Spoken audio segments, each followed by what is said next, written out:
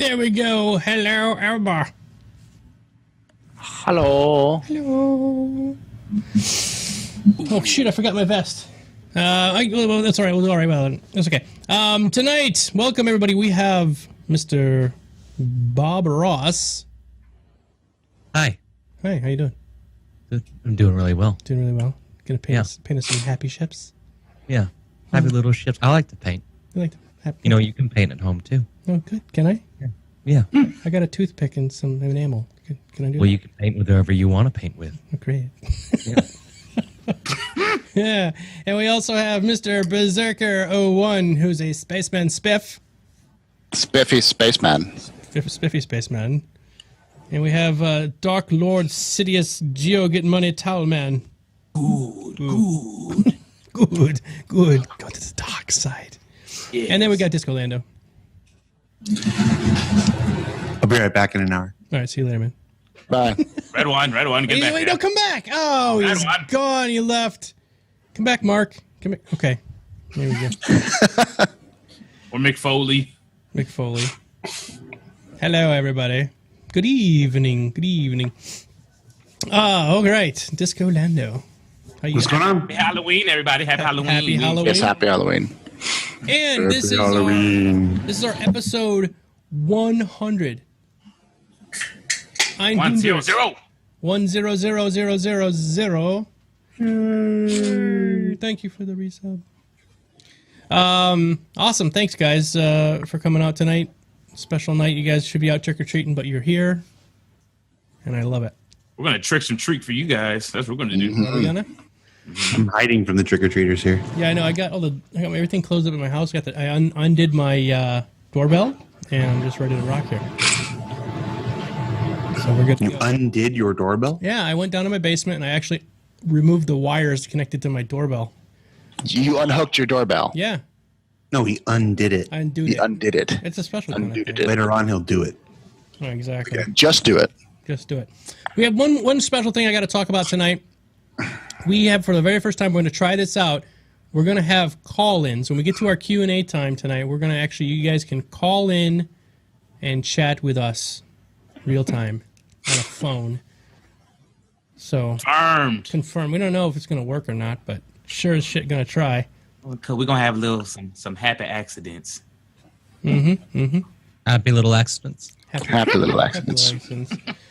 All right, before we get going here, Mr. Berserker, would you like to discuss the new stuff that happens this week? All righty. Well, space? This week we have updates specifically. I think the biggest thing to discuss is, of course, the 2.0 additions to IFCS, which I believe has a fine control mode, Precision mode. Space combat. The expert here. Space combat maneuvering. Don't feel intimidated by Lando. He's yeah. He might know what he's talking about. Afterburner, which is included In space combat maneuvering. It's my segment, Lando. All right, you have your own segment later. All right, Back to Red one. God damn it. All right, so and of course there is Super Cruise, or not Super Cruise, just Cruise mode. Just cruise mode. Just cruise mode. Just cruise. And quantum. All these are really cool. The implications for people who've been playing Star Citizen a lot is that there's going to be a little bit more control over your ships at any kind of stage.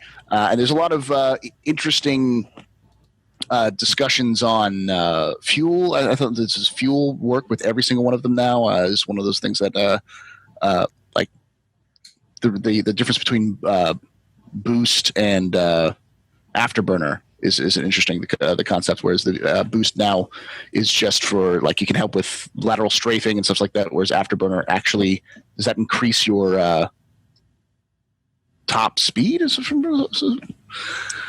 Go ahead, Lando. You can help him. Go ahead and help. No, he's on his own now. Okay. That's what you see what you did to Lando? Now he's leaving you out to dry. Mm-hmm. Yes. Twist in the wind there, Berserker. Good. It's a lot of physics stuff that Yeah. I won't claim to fully understand. But basically it all comes down to your mass and how you kit your ship out will determine how fast you can actually go. It won't be some artificially set number. Okay. So you will be able to basically it's fulfilling the promise that has always existed for Star Citizen ships. When you buy your ship, that's just where it starts. When you buy your 300i or your Hornet or whatever, it's like having your level 10 character and with all white gear in World of Warcraft. Yeah. You will be able to kit it out with greens and blues and purples and eventually, whatever artifacts, and basically you can make your ship into the perfect ship for you is the idea. So your 300 will not be like Baron's 300, will not be like Domo's 300 and whatnot. So very cool shit. Very cool. Yep. We love it. There's also some news about 2.0. 2.0 is, I believe, from what we've been hearing, is that it's most of the features are in. It is now down to bug testing and making sure that everything is working properly. So that's exciting news, especially a lot of the hype train has already started for when it will be released. My guess is still probably a week or two away. I know Flint feels like he wants to be redeemed and still says, I think, what was it, the third week of November, so something like that. So, and I don't believe it's been confirmed if it will be going into PTU, but I think everyone's assuming it will be going to PTU. It's going to PTU first. Okay, so awesome. It'll go to PTU first. It'll have a limited rollout. I don't know how many people. Shit. I'm gonna say 500 just to pick a number out of the air. It's not 500. Okay.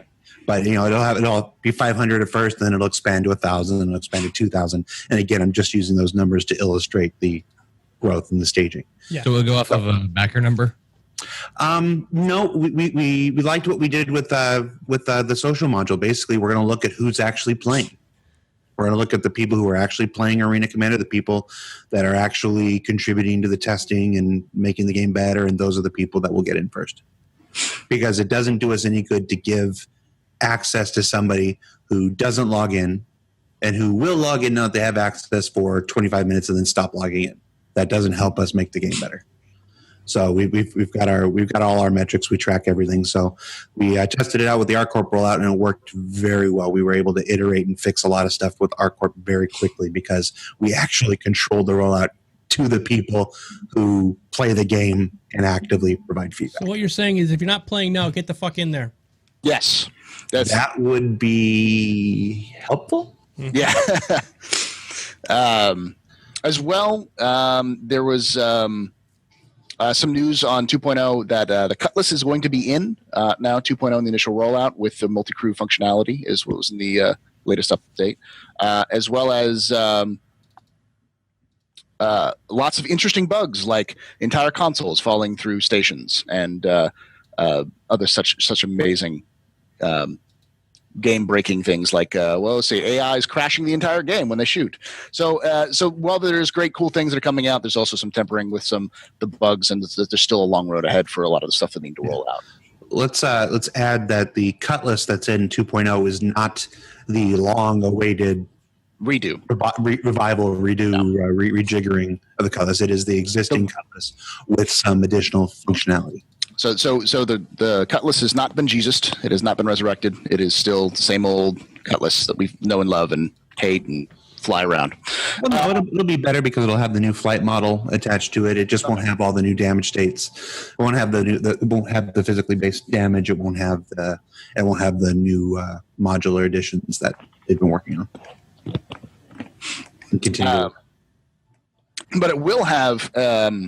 Was the Connie complete? I didn't see that on there. I know that there's been discussions about this Connie being complete. The Constellation Andromeda is good to go. They're still tweaking. You have time to tweak.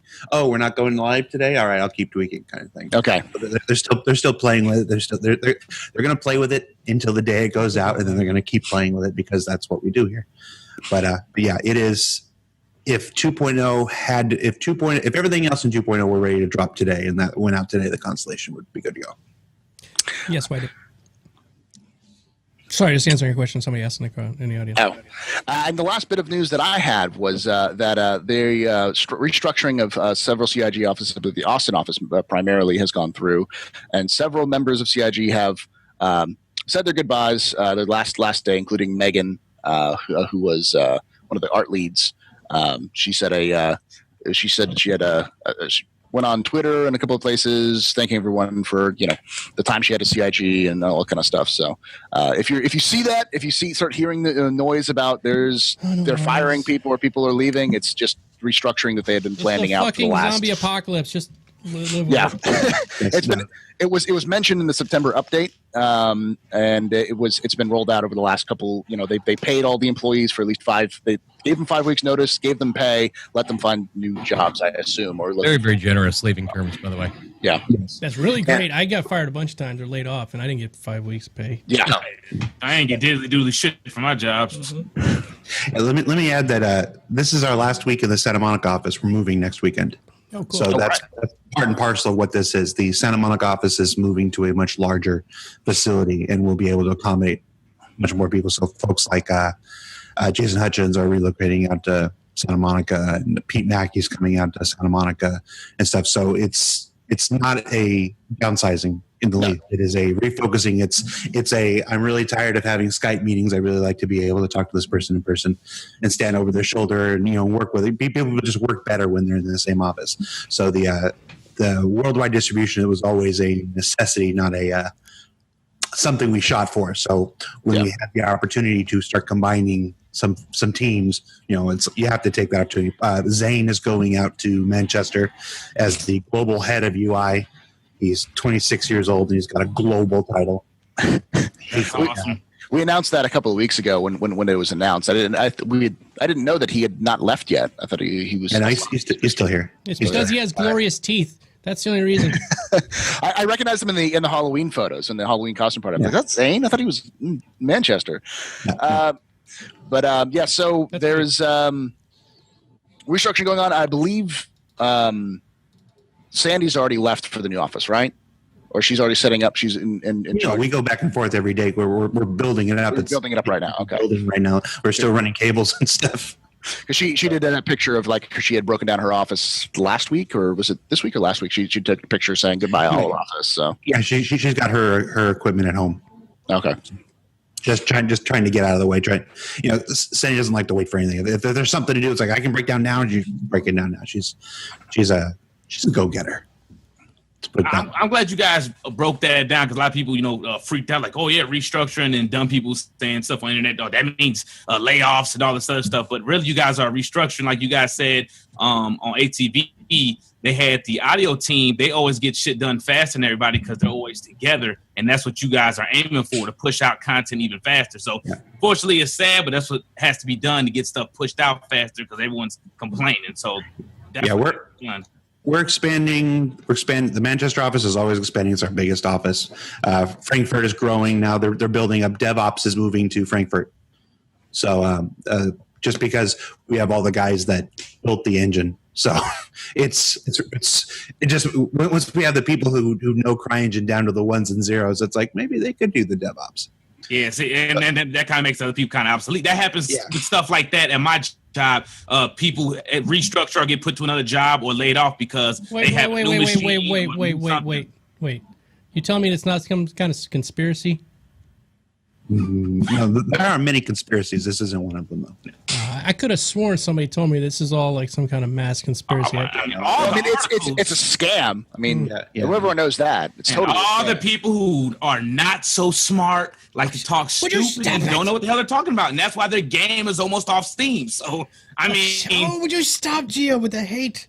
Wait a second. Wait, no, stop. No, go with the hate, because that's your character. Yeah, exactly. He lets the hate flow through him. Let the hate flow through your happy spaceships. Just think of happy spaceships. The thing I'm most excited about is that with a lot of the persistent universe development coming to Santa Monica, we'll get to show a lot more of that off on ATV. That's awesome. Awesome. We're always, people talk about why don't you show this or why don't you show that, and it's because a lot of it's just because of logistics.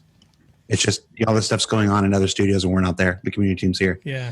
So, but a lot of it's coming in. We are actually going to Austin, not next week, but the week after for a whole week, and we're going to fill up with segments. We got like 20 different segments all scheduled out. So if they happen, you'll see what the Austin office is doing for like the next 3 months in ATV. Nice. Okay, I got a question, Disco. Can I throw one at you, buddy?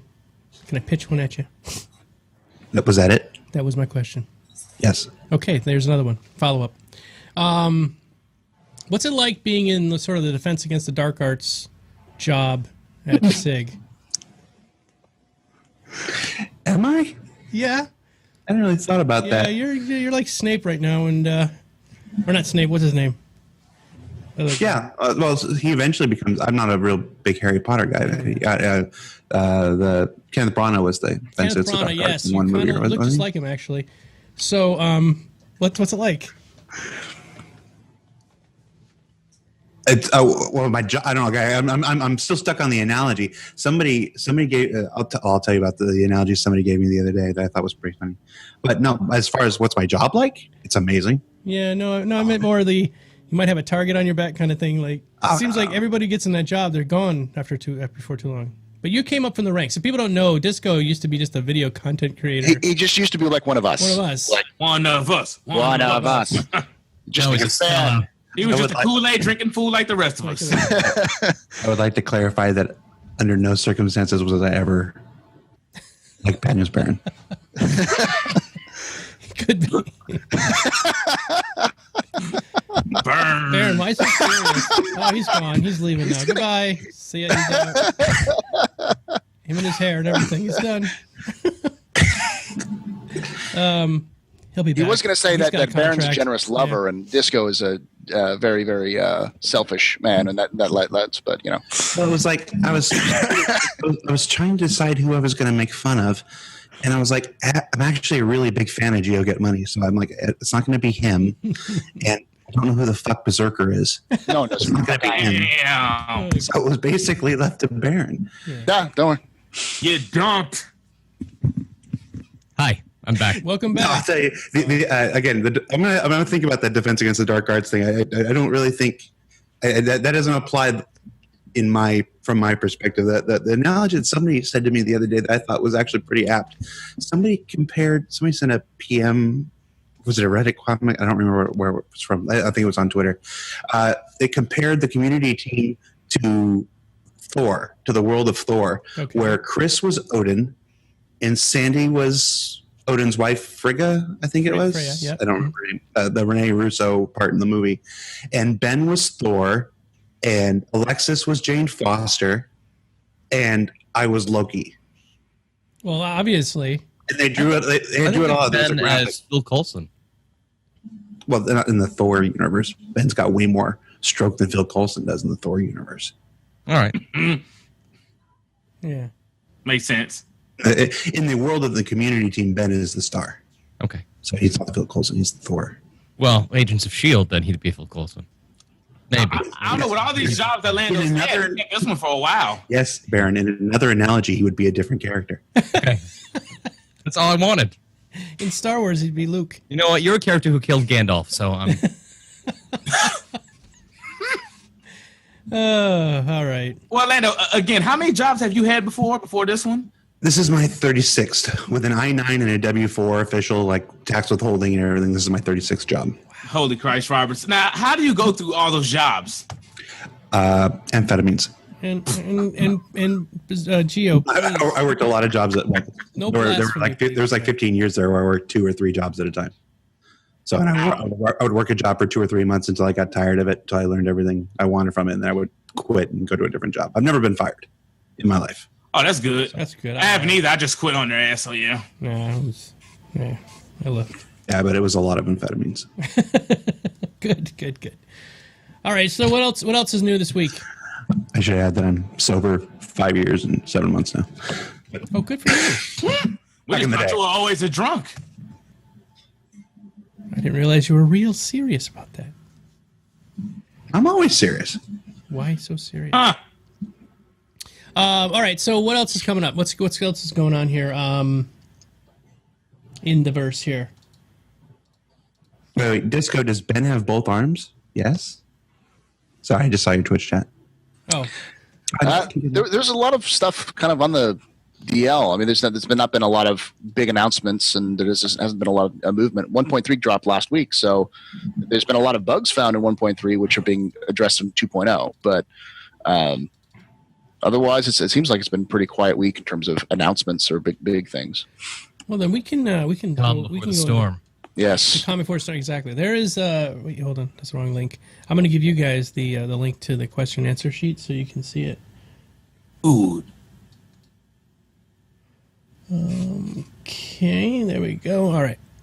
So I guess we can go ahead and get started with the Q&A. Make sure, you guys, if you have any questions for any of us on the show, it's a special treat to have Lando here, so we can probably get some actual official SIG stuff going in. Yeah.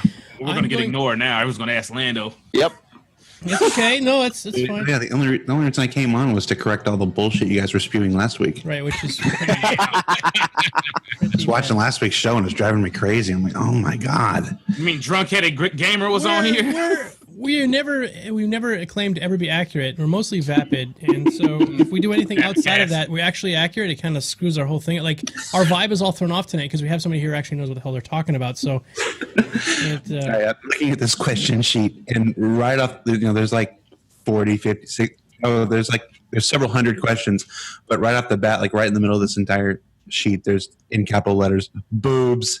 And that drew my eye. It does. You type in exclamation so good job, Sergeant. Shouldn't smoke before a cast. That's fine. Right. You knew how to draw my eyes directly to your question. We're starting actually at the bottom, so it's at number one. Never mind. Started from the bottom. Oh yeah. Okay, yeah. That question came from August 22nd. All right, so you've just been adding to this list, haven't you? These are just because we go back to them sometimes too if we run out of questions. Gotcha. All right, so down That's there, funny. 131. Yeah. If you want, okay. So before we get started with the questions, we got a special thing going on tonight. Geo Get Money has graciously offered to give away for our 100th episode 2 Idrises. Yep. No, Confirmed. no. They're not. They're 2 Idris trophies models. Yeah. No. What is it? We're getting Avengers. Yes. Avengers or 300i, whichever one you want. Okay. How many are we doing?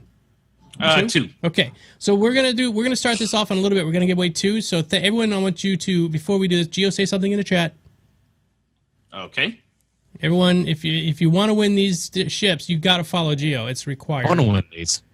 You want one of these? Okay, then you can follow him as well. Make sure you follow Gio. Going to. Well, you guys don't have to because I'm not streaming yet, but Still follow him, so when he is streaming, he's ready to go. Yes. Okay, and then we're gonna get that started. Also, we are going to open up the phone lines. So when you call in, it puts you into this call. So what you got to do is you're going to come in and you're going to be able to just tell me what your name is. Like when you answer the call, I'm going to answer. You're going to say, my name is, Gray 37 if you're the one who's calling in. Asset 35. Asset 35. Tell me your name, and then I'm going to mute you immediately right after you tell me your name.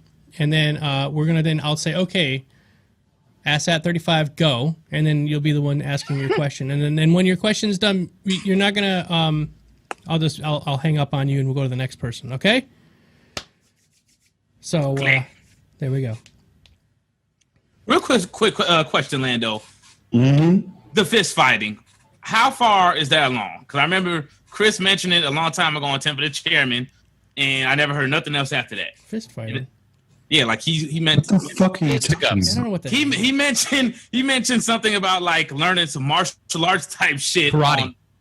Karate. Space karate and shit. Yeah, one of the Temp of the Chairmans, and I haven't heard anything else about it ever since he said that. You're going to be the tactical enforcer of a spaceship. You need to know karate.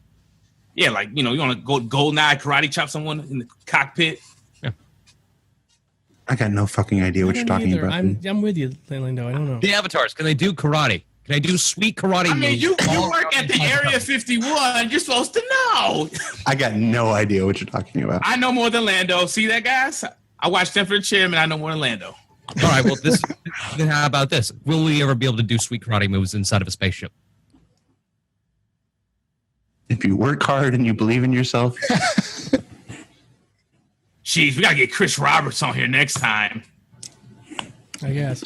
Let Next time. me go ahead and give this blanket answer for everything that you hear about in 10 for the Chairman and ATV and everything. There's intentions. There's the things we would like to do.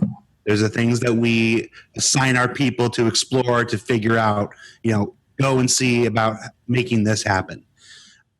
Then there's the challenge, and there's the going through and figuring out how to make all this happen. Not everything is going to become the reality exactly the way that we spoke about it. Not everything is going to work with every other system. It's an exploration. That's what development is. So that's probably why I don't know anything about it, because we haven't actually done any work on it yet. Okay, gotcha. It feels so right in the art court right now just to knock someone out. Yeah, I want to roll monk. Yes, Yeah. I would like karate. I'm with you about wanting the karate. I always want karate. Karate makes everything better. It does. All right, I guess we can get started with the Q&A. I guess nobody's calling in yet. That's fine. They hate us. Don't want to talk to you anyway.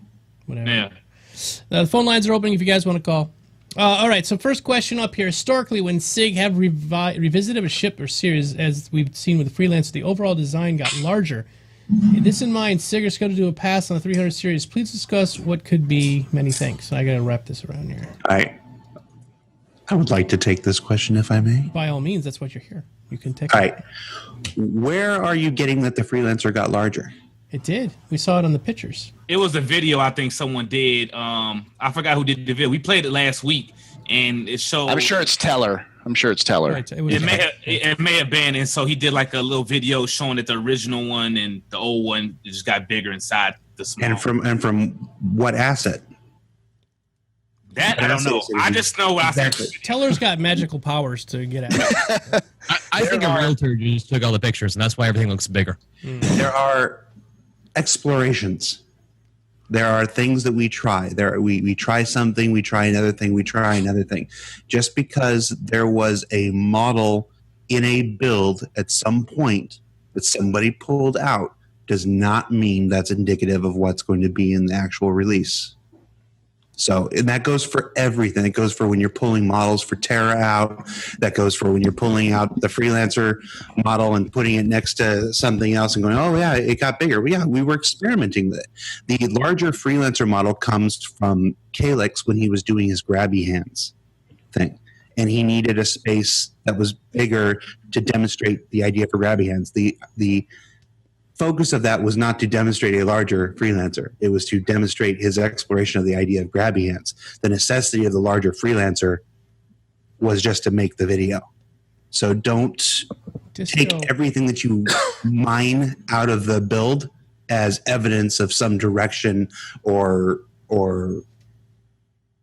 well, direction is a word. I'm trying to find a different word besides some direction that we're taking with the asset. You're bringing me down. It's like my favorite ship. You're bringing me down. Oh, no. The Freelancer rework is amazing. Right. It's fantastic. I've seen it. I love it.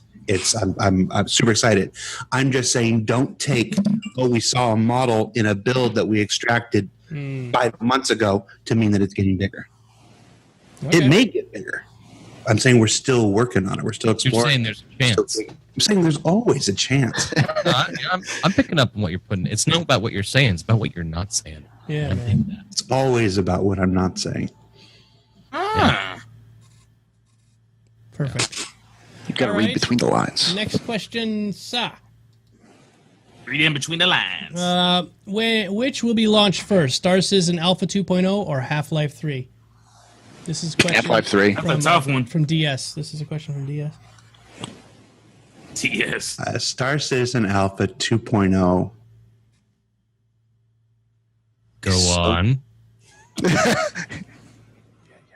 It's close.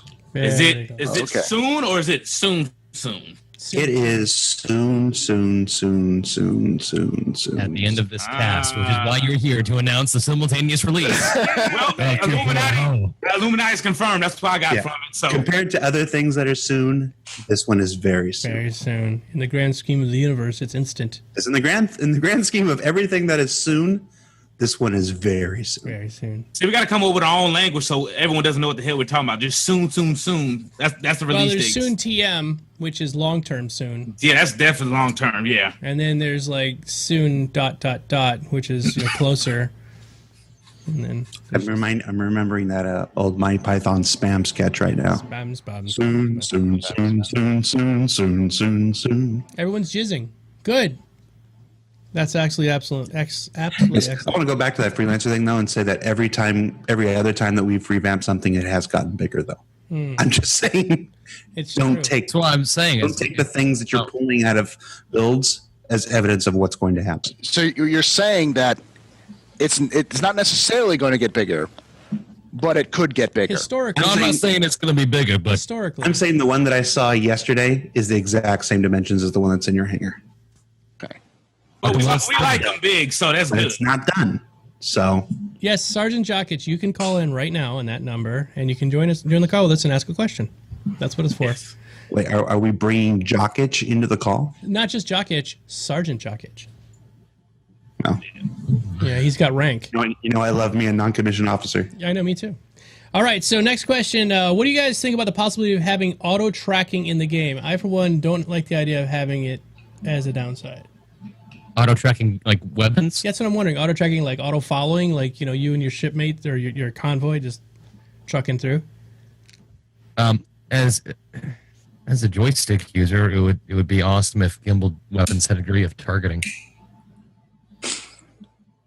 I don't know if they're talking about like follow someone like lock on, where you could go away from your controls and the ship just auto follows your buddy. I don't think I would really mind something like that. But in terms of like gimbal, like auto turrets or stuff like that, I mean, there just always has to be that degree of like fun and usability. So, it's so long as it's not like instant auto aim, I wouldn't have too much of a problem with it. But So in Elite, for example, the gimbaled weapons work how there's a slight radius in the center where if you are in that range, the weapons will stay on point to a large degree unless there's really, really fast movements and stuff to track. But it sort of does the auto aim thing. And then the fixed weapons operate how fixed weapons do in Star Citizen. So I imagine that the question is asking something similar. Yeah, ultimately, it's all a matter of scale because if you're flying a capitalist ship that's run by AI, isn't it all auto aim? auto aim, that's a good question. Probably. So it's all a matter of scale. By the way, everybody, deep, bro. there's a lot of It's people deep. asking questions in the chat with like question marks and stuff. Just type in the word question, and it takes you to a form that has two boxes. A box you put in your name and a box you put in the question. Then puts it on our spreadsheet. Otherwise, we don't see it. It goes by the chat, goes by too quick sometimes. Yep, form or you guys could call. Or you can call in. Yes, call in. Yeah, you could call in and troll us if you feel Phone number like. There you go. right there's the phone number. Nobody even asked me tonight what my costume was. They just think this is the way I dress all the time. All right, next question. With the changes to the flight model being slowed down and the possibility of auto tracking, do you feel we are slowly heading towards a copy of Elite Dangerous flight model? No, no. No. Yeah, didn't we answer this question the last 2 weeks in a row? Serious. You want to hear it from Lando. No, but honestly, before Lando even speaks, I want to say that I do. Elite Dangerous is really slow flying around. Okay, very slow moving around. The movements are very slow, but I do enjoy it a little bit better than Star Citizen. It's very twitchy. It's kind of like it's too fast. Hey, giggity. But yes, so go ahead. You guys can go and speak. Or not. No, leave me hanging. I mean, No. You I think- bastards. So I think my favorite flight model so far has been the initial release of Running Commander, and I don't really know why that is, but I liked that pre-speed boost. I think it needed to be faster, but I felt like I had more control, and people weren't whizzing past each other like all the time. Because right now the furballs are just a little bit. I feel like a little bit too crazy at times. I don't like the way that Elite handles the main game. I really like how Elite handles in CQC when it's all the tiny ships, but that doesn't transfer over to the larger ships at all in the main game. And I don't know. I feel like all these questions about like how the way that the flight model works until all these giant changes come to the Running Commander flight model, like we're going to get in 2.0, like the big post is about. I can't really comment on this stuff. Like every time somebody asks about what I think about X when I'm playing Star Citizen, I'm like, I don't know, because I'm sure that they've already fixed this in an internal build, and so me griping about it is going to be kind of fruitless. that's something I say all the time when people ask, like, well, what's X about this? It's like, well, they haven't even properly implemented everything that you need to for basic combat. They're still iterating on basic combat and basic flight mechanics. Everything's set in stone. There's some features which aren't even in proper yet. Like power isn't quite done yet, and because power isn't even quite done yet, you can't even balance the power mechanics between engines, thrusters, and weapons. And if you can't balance between those three, then there's no real that's not even, you can't even get a concept of what the final game's like. 'Cause every wing commander out there had those balance. Almost every space sim out there has that balance in some way, shape, or form, and we just don't have it yet. So it's harder to balance for that. I will say though that after playing Battlescape Infinity, I really, really, really appreciate speed caps now, because that game is like, yeah, you're nodding, but because that's all just jousting, because you can accelerate now as much as you want to in that game, and so people just fly right past each other. And I was always like, man, I always see posts in the forums talking about how it's not very realistic, because why would you limit yourself to 200 meters a second? Why would your ship just not keep going faster? Because it's not fun. Knight Rider got it. I'm Hunter S. Thompson, space trucker. It's logical and all kinds of stuff. We're starting the giveaway. All you got to do is type an exclamation point "Love Geo," and you get a chance to win this one of the Avengers you're giving away tonight, Mr. Geo. No, you're supposed to hate Geo. They can't stay here. This is bad country. Good. It's nominal. It's nominal. Okay, continue. Hatred is nominal. I thought I was been watching too much EJ. No Iraqis. Okay, all right. Next one up is we got lots of questions now coming in. Good. All right, at Disco, will we get to see you host ATV at all? I think you do a great job on RTV. It's possible. It's right now. I'm doing the. ATV has 3 segments. Okay, let me put it this way. We're only 5 episodes into the new format, so you haven't seen everything that's coming yet. Ship Shape isn't gone. It's just what we're doing is we're doing 2 main segments, a segment A, a segment B, and they can be any combination of 3 distinct type of segments that we're going to have. There's the interview, the ATV interview. There's the behind the scenes segment, and then there will be Ship Shape. Ship Shape will be coming back. It won't be an every week thing, just like the behind the scenes won't be an every week thing, just like the interview won't be an every week thing, but it will be some combination. 2, it's like 1 from column A, 1 from column C kind of thing. You need 2 of the 3.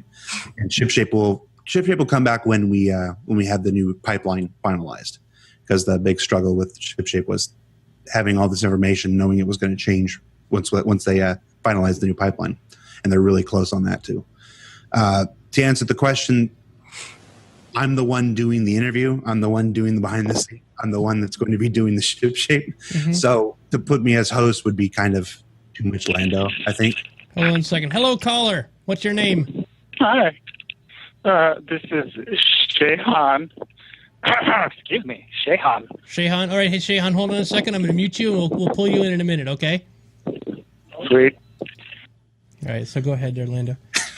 Okay.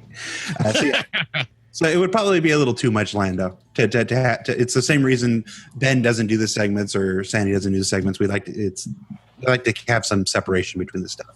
So I'm not saying it's never going to happen. It's just I'm writing the show. I'm directing the show. I'm singing the song. I'm singing the theme tune. Writing the theme tune. I did the logo and the intro. It's. I don't need to do the hosting. It might happen at one point to be fun, but.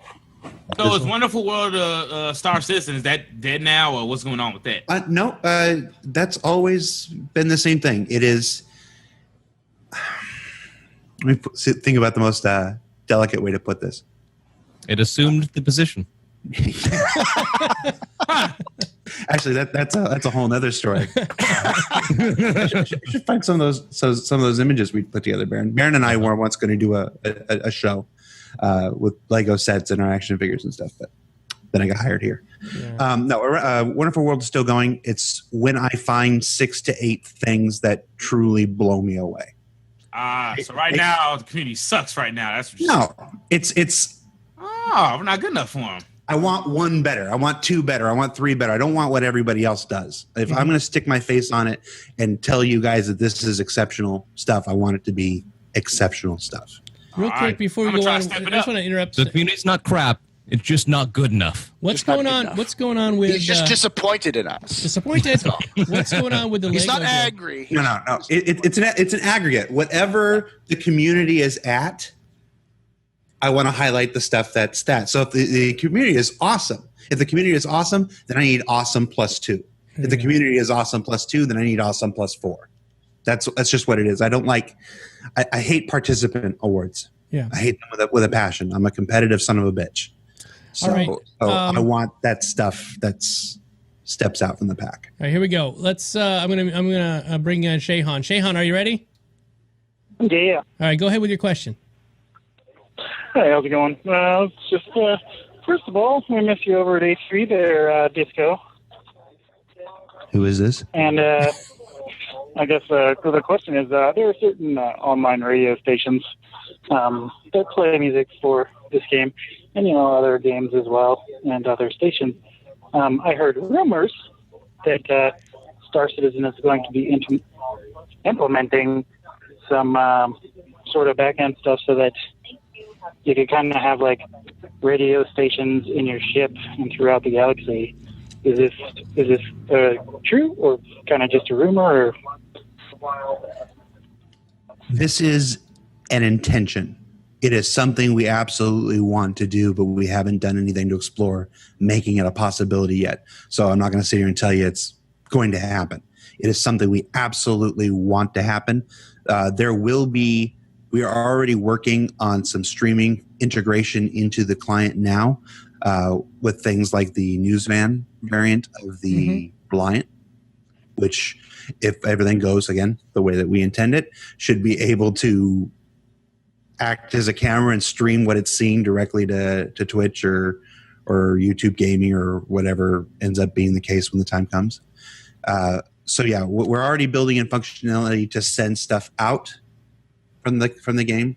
So at some point, we absolutely want to build to send stuff in, not just the stuff that we create, like seeing an Empire Report, like a full episode of Empire Report while you're in jump travel or something, but even the possibility for folks like INN or anybody else who wants to do something in fiction to join in. All right, thanks for your call, Shayhan. Thank you very much. Why was that? Why is there Twitch integration being built when we can already capture gameplay footage? You have to. I can't talk about that yet. Okay. It's because what you're going to see, basically, the Newsvan. You will always be. The game is always. We use the term first-person universe for a reason. The game is always the first-person universe. It's not. You're not looking at it from your ship. You're looking at it from you flying your ship. The thing. What we are building in, it's like the Newsvan variant of the Reliant, is that it will actually have camera mounts that can see things that you won't be seeing in your first person, and you'll be able to stream that back. All right, at the outside, so it's things other than your first person view. Okay, I wasn't trying to be clever, by the way. I would just, whenever there's these sort of things pop up, I've learned that normally there's a very good reason. I promise I've never considered that you were clever. Oh, thank you. Okay. Sorry. Burn. Nice. All right. Next question is from Human Evil. Will any of you do a live stream of you attempting to crash into the gas giant with the most expensive ship you own? Yes. I am. I got that for a reason. There's a question about this? I mean, of course. Who isn't going to take the most expensive ship they have and try to find the nearest astral body to crash into? Mm-hmm. Especially with I am going to grab my 890 with my reclaimer and push it with an Idris into a star. Yeah, that sounds epic. Sounds great to me. The big clusterfuck train coming to blow up. I mean, imagine an explosion on that. We've seen the constellation. Imagine that explosion. I just hope there isn't some sort of like safety measure where we can't actually crash it into an astral body, because that'd be kind of lame. No way. There is in 2.0, but I don't think there will be in the persistent universe. Okay. In 2.0, you can't fly to the planet. You can't like fly into the moon. Yeah. Or the you can't make it. Eventually, like we were talking about it yesterday. I think in 2.0 right now, if you tried to fly to Crusader, hey, because you're in the Crusader system around the planet Crusader. Mhm. So if you tried to fly down to Crusader at current top speed, it would take you about 4 days, and then you would hit a barrier. It would kill you. You still wouldn't make it to the planet. Holy shit! That's how big the area is, by the way. That's awesome. I can't wait because we've been in this fucking bubble since Star Citizen Arena Commander. Shoebox. It's not a bubble. It's a shoebox. And I'm a space trucker, man. I want to get the fuck out there, and there's Bat Country. Hey, And, Back country. It's what I'm waiting for with 2.0 is I'm waiting for somebody to forego the ship entirely and try to EUA from one end to the other. Oh, like Superman. you know they're gonna do it. flying in And put space. like a 60-day video. Yeah. Hey, you know what? So, someone tried to do that with Elite. They tried to non-jump drive, try to super cruise all the way outside of the system and got blocked. And that was one of the things that people were like, can we do that with Star Citizen? And I'm like, oh, no. Probably not. The intention, yes. Yeah. Again, it's the difference between intention and what we can actually make a reality. Yeah. It is something we intend to try. All right, next question here. Can Lando talk about the fuel on single seat ships? Single seat ships. I got it. And is there a post saying that you could get stuck with no fuel in the system if you went too far in? How can single seat ships be able to protect fleets and convoys if they have to fuel a lot? Good question. I'm going to need Domo to say single seat ships about 3 more times. Single sheet. Sally sells seashells by the seashore. Single sheet ships. Single sheet ships. No, I can't speak to fuel because I don't know anything about it. Okay. It's still a system that's being worked out. So it's, again, there's ideas that you've seen if you hang around and chat and whatnot and on the forums, you'll see some designers give their thoughts on this fuel versus that fuel and stuff like that. Difference, Q drive fuel versus super cruise fuel. The cruise fuel is shared with the afterburner fuel, so you have to choose between which one you want to use it and stuff like that.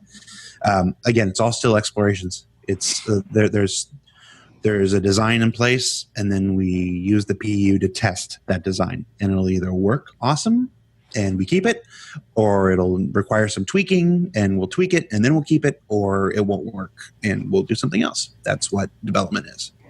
So it's one of those things you'll have to discover in game as it grows and develops. Okay. Good question. And then give us your feedback on the forums. Because I'm sure you love to read the forums. I haven't been there. Best Yeah, place. I like reading the forums. All I kind of have to for this job. right, we're going to skip the next question. Okay. I'm glad we're skipping that question. That question was garbage. It was garbage. Okay, next question. At Disco again. Are we likely to see any more videos about you from Star Citizen and the fan base, like your old videos? I think he's asking, are you going to revive the new ones? And real quick before you answer that, caller, what's your name? We don't hear you, caller. You got your phone muted? Ahoy there, mateys. My name's Captain Flint. How's it going, guys? Hello. Who's this asshole? Hold on a second. Going, homie? Hello. Hello, Captain Flint. Hold on a second. We got a question. We just asked a question, so give me 1 second. I'm going to mute you, and then I'll bring you in, okay? Okay, man. All right, go ahead there. About the question was about are we going to see any more Lando videos? Disco Lando. Probably not. This is of those 35 prior jobs as being the 36. This is easily the hardest work I've ever done in my life. Yeah. It's a lot of hours. It's around the clock because I set my alarm to wake up at like 1 o'clock in the morning, 4 o'clock in the morning, so I can just check into chat and see what the Aussies are talking about and stuff like that, so I can be as informed as I can. So it doesn't leave a whole lot of time to Make videos. to walk around. It's hard enough finding time to play video games. It was a miracle that I cut out some time to play Halo last night, and I mean, if it wasn't for some absolute jackhole that wasted my time last night, I could have played some Halo last night. What's the matter, Aaron? He looks like a jackhole right now. What's going on? I'm a jackal. I mean, there's no other way. I can't. I have no redeeming grace for this. It took me forever to figure out where my power cord is for the Xbox, and then once I got it on, I had to download a 2 gig update for the Xbox, which took another 30 minutes, and then the game wasn't even installed. Both I consoles thought has that it was at one point. I don't know what happened to it. Then And it so was gone. Disco's And sitting in the so waiting lobby waiting for you this whole time. It was an hour. It was an hour sitting and waiting for Baron last night. Yeah. And he only had like an hour and 5 minutes to play. Yes, So- I carved out an hour and 5 minutes to Halo, and wasted my time. Oh, poor Lando. Completely wasted All right, my so let's bring Captain Flint in here, who's a regular here on the show, but he's calling in from jolly old England. Here we go. Go ahead, Captain Live Flint. stream. From his 24-hour live stream. From his for 24 oh, he's charity. calling in from his live stream. Oh, shit. Go ahead, Derek Flint. Speak. Wait, so are we on his- Yes, I am. And I was going to do a shameless plug at the end, but he's already beat me to it. Yes, I am halfway through, 12 hours in, on the nose, through my 24-hour charity live stream. So after StarCast finishes, come say hello, because we're having a whale of a time. But the questions, I have two questions. One, You only How, get one. You get it's- the second one. so the first one is, well, it's not really a question, it's more of a comment. I'm really glad that the Baron went back to his natural hair color and style. Yes, It looks fantastic. Yeah, It looks absolutely fantastic. I know. But the question. So my guys I asked my guys for some questions, and the one that came to the fore, maybe because I was picking it, but I want to know beards. I have to know beards. Like, how close are we to beards? And are we getting Oh, around in the the whole game, I how thought they you fit meant in like helmets and I thought you meant like, do any of us have gay lovers and we are the beard for them? Like, No. I thought No. maybe- In Star Citizen, I'm staying on topic. Okay. I'm staying on topic. It, I've only it had really one is a glass of priority because there's not enough bearded white people on the internet. Ever. No, there's not. No. I'm only half white bearded man, so that's not enough. Disco. I mean, beards. everyone in this call right now has a glorious beard, so we all feel the same way about glorious facial clothes. So, Yes. This conversation Where are you at, Lando? makes me feel uncomfortable. He feels uncomfortable.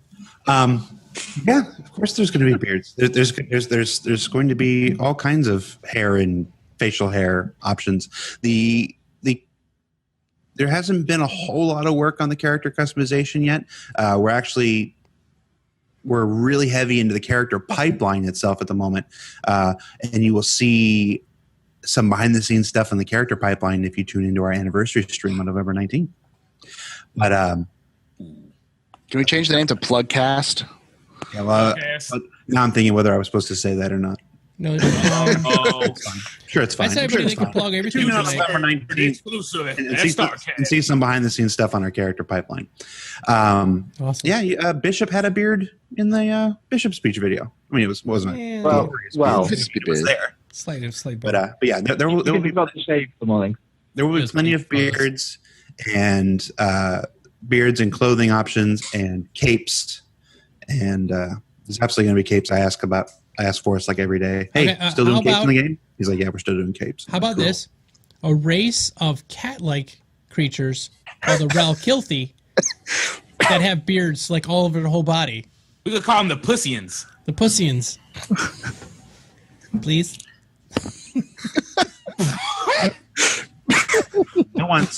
I once asked Chris, why cats? Yeah. I got him alone, and I'm like, hey, cornered him. you get a lot of questions about Wing Commander and stuff like that, but why cats? Mm-hmm. He just kind of looked at me,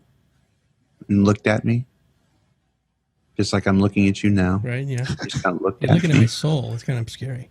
and just kind of shrugged his shoulders and said, "I like cats." Mm. There you I go. can just hear him say that in his glorious voice. This is in the book of Lando, chapter 5, right. verse 7. And Chris saith unto thee, I like cats. Put that down, Gio, in your book. And he's actually allergic to cats. Oh, I'm is about he to really? put that in the Star Citizen Bible right now. I know, Christ right? Robert says he loves cats. There you go. Yeah, he's actually allergic. We actually asked him on the Wing Commander 25th anniversary live stream. So his answer at that time was, "I'm allergic to cats." All right, That's why they were the villains. Captain Flint, So, go ahead. Next question, Yes. please. And he's so streaming. I was, as you were mentioning cats, I just want to go back to one of the stretch goals, which was having cosmetic pets, at least, that kind of thing, like pet dogs and stuff. Is that still in the realms of possibility? Yeah, actually, we've got this plan to stop working on spaceships and then start to work on pets. Yes. Hell yeah. Well, yeah, I want to fly. It's a flippant answer, but it's it's just a question of priorities. It's all those things that were in the stretch goals will come. They pretty much have to come because we said, do this and we'll give you this. So they will come. It's just always a matter of priorities. Can we have votes for the types of pets? Because I want a pug. I want a space pug. So when it comes time to start working on pets, which I imagine won't happen in the next year, but when the time comes, a fluffy unicorn would be great for a pet. Yeah. Fluffy unicorn. No, I mean, I'm on the side of if something doesn't make it into release, as long as it arrives at some point, I see that's fulfillment of stretch goals. So I get the priorities thing. Yeah. Release is always an interesting thing too, because we're not making the game the way that everybody else makes their games. So I'm not entirely certain what qualifies as release anymore, because we're putting out this module, the first version of this module, and that goes out, and then the first version of this module, and that goes out, and we're building the game around the community and with the community and stuff. So I mean, I guess there will probably be some point where we're like, hey, are we done? Is this it? And we go, yeah, we're released. But I don't know. I honestly don't know. I think that's still something we have to figure out and determine later down the road. But Lando, how come no one really notices that you guys haven't cut any features yet? Everyone likes to focus on the bad shit. No one gives you guys props for not cutting anything yet. All those features are still there, and you guys are still working on it, but no one notices it. I don't understand that. No, most people don't notice we're still making the game. They think it's finished half the time. Yeah. Oh yeah, that is true. That's definitely true. Asshats on the internet. Real quick, let me interrupt real quick. Okay, Captain Flint, thank you for your call, buddy. Why don't you get back to your show, and thanks for your call in. Thanks, guys. Take care. All right, see you later, bud. Thanks. Flint. We'll Thank see you, Captain Flint. Who's Captain Flint? He's the guy who comes on the show. He's Streams British. a lot of Star Citizen. He's a very Star Blasphemous. Citizen streamer. Oh, I know. Like this guy, but I know who Captain Flint is. Sure. I still don't know who Berserker is, but I know who Captain Flint. Yeah. it's because you don't like class. It's understandable. You don't know Baron either. I know I know he knows Baron. me because you still have that restraining order on You're supposed me. to roll with it, damn it. I know Baron. I'm stream Star Citizen. Yeah, I know I'm here. I'm not back. I know Baron. Play it off. Okay, let's go to our next question on the list here. We're getting quite a few questions. If you guys have questions, please don't type them in chat because we're not answering them. You have to put them in the question form. And to get the question form, you type in exclamation point question. Not too difficult. Okay, next question is from Human Evil again. Would you like to see tribble infestations on bigger ships like in Star Trek? Baron, do you know what a tribble is? Yes. It looks like your hair. A lot. Like Yeah, your hair. I know. I skinned one. Oh, you did? I put it on my head. I have a pet I don't tribble. know. I don't like. So is this just a question about alien life forms, or just specifically are we going to have like a tribbles? tribble infestation all over the ship? They breed like monkeys. I think that would cause a lot of be like a resource hog in your computer eventually. That'd be really cool though. If they cause everybody to suffocate, and then once you blow up the ship, just lots of tribbles fly out. I don't know. I have a pet tribble, but he escaped, apparently. All right. I guess that's a no from Disco Lando. Next question. I'm really looking forward to exploring salvaging abandoned ships and having a sort of action survival horror experience. Do you think Sig will... We talked about this a long, long time ago on StarCast. It was an idea that we came up with saying, wouldn't it be great if you could find a lost derelict ship and inside was some sort of... Maybe not like zombies, of course, but maybe some kind of really scary creatures inside that would, be a lot like Alien or something. Didn't they already talk about that on several times before? I mean, plans. I know, plans. Plans, yeah. We're Nope. hypothetical. I'll give you one better on that. Okay. That will absolutely happen. This will absolutely happen? Confirmed. Some version of that. Maybe not exactly as you imagine.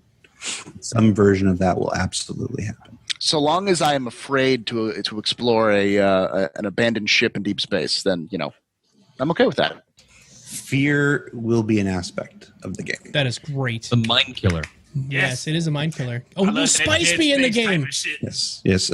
Chris is a big believer in emotions in games. You know, it's that's one of the reasons he turned Wing Commander into the cinematic masterpiece it was. You know, it's all about building attachments to people and putting the player through emotions. And one of the most common emotions is fear. We're not going to avoid it. I was terrified when that explosion went off in that retaliator. I had my headphones on. It was like doom doom. I'm like, oh shit! I'm at work. I got thrown off. That was amazing. Yeah, it was pretty fun. The video had no sound, by the way. When I got a hold of that video, it had no sound. It was Lee Banyard and Stephen Rutherford and the folks at Foundry 42 Audio. I went to them like at the last minute and said, "Hey, we've got this video. It's really cool, but it wasn't made with any sound, you know, because it was it's a visual exploration. You guys want to add some sound to it, maybe?" And they kicked ass. Yes, they did. I'm glad they did, because that was awesome. This is the same team that did a lot of the Foley work, right? It's the audio team, yeah. Just the audio team? Okay. And that's the one who they always get shit done real quick because they're all together, not on Skype. And that's what they're trying to bring together. This video chatting is the worst. Yes. I can believe it. I believe it. All right, next question. Let's move on here. Yeah, we have a bunch. This one is from Danvius. Lando, are landing gears actually retracting in 2.0? Many of them are. Many of them are. Again, it's one of those things where it's on the list. It's a known thing. It's not what we call a blocker.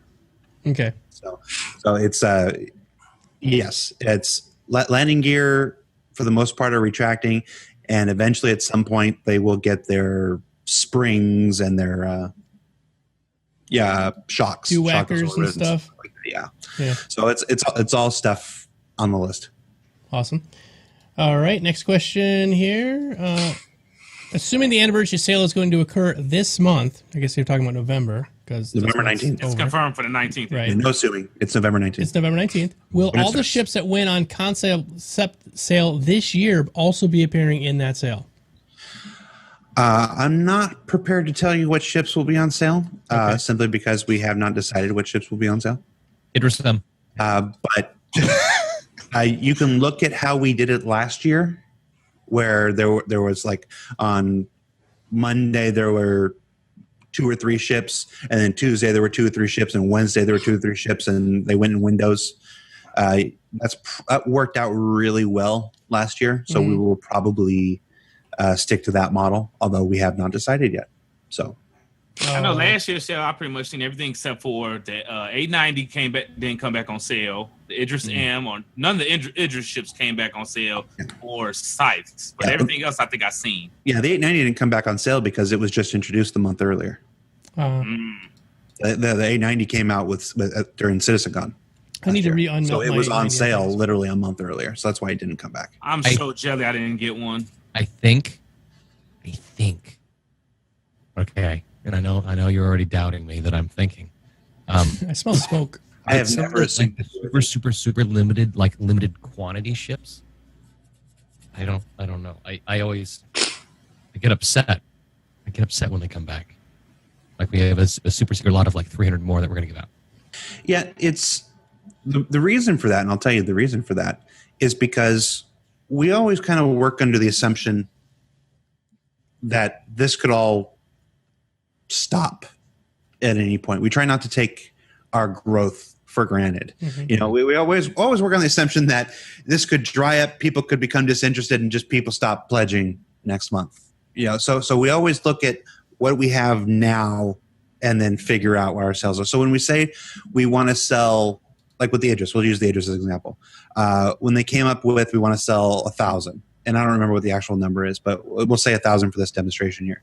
It's a percentage of backers. So we have this many people, and so we want to have this many of these out there, so it doesn't overwhelm and whatnot. And then what happens is, because we keep growing as well as we do, that target percentage becomes smaller and smaller. So later down the line, like the next year, we go, oh well, we had always intended for there to be 3% of the populace to have an Idris. And again, I'm pulling numbers out of my ass. This isn't the official number. We'd always intended for 3% to have it, and now it's down to 1% because we had a tremendous year of growth, so we can sell some more Idrises. That's the best answer I've heard on that topic so far. So thank you very, very much. Yeah, that's how that works. That makes sense now. Okay. Yeah. Bam, you heard it. We're almost 94 million too. But you guys are almost 94. We're all part of the community, so we're almost 94. That's right. Yes. Okay. Before we take another question, I do have one question for Lando that I've been noticing. Have you sought professional help for your Star Wars collection addiction so far? No, it's actually gotten much, much worse since Benny came into my life. Was that giant TIE fighter from Force Awakens? Yeah, it's the 6-inch Black Series. So it's 1/12 scale. So it is a 1/12 scale TIE fighter. Because I saw the silver wings on that in the picture you put on Twitter. Yes, Glorious. it's from like if you put the top of the wing at my head, the bottom of the wing is at my waist. How is that 6 inches? I only brought it up because I've been noticing that your collection is growing exponentially since Force Unleashed. Yes, it is. Yeah, it's. Are you gonna go to that movie? Maybe. I love Star Wars. I've always loved Star Wars, and this is a fantastic time to be a Star Wars fan. Clone Wars was fantastic, and Rebels is just Rebels is. But we don't speak of the first 3, do we?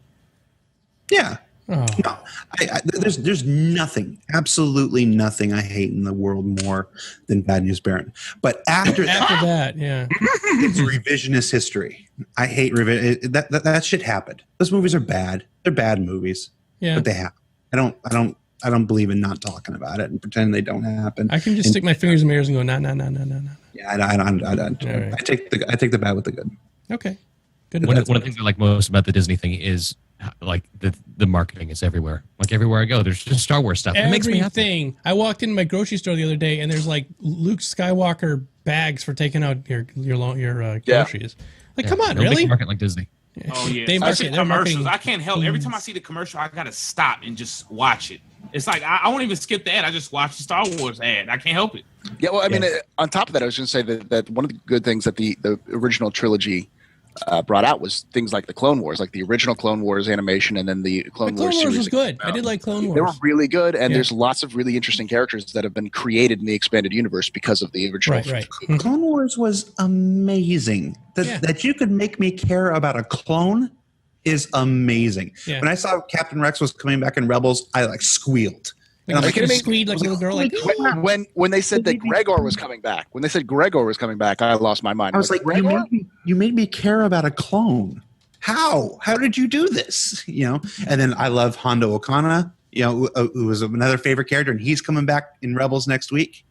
And my favorite character, my favorite EU character that's ever been created, was Cad Bane.